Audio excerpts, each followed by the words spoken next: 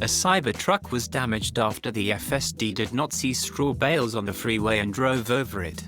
Cybertruck FSD did not see the straw bales that were randomly on the road. The driver reacted too slow. Good thing is that it destroyed the bale on the road, so other people on the road won't hit it. It's always good to pay attention while you are on FSD. As for the incident, the Cybertruck was damaged. The windshield got cracks in it. The front also took some hit.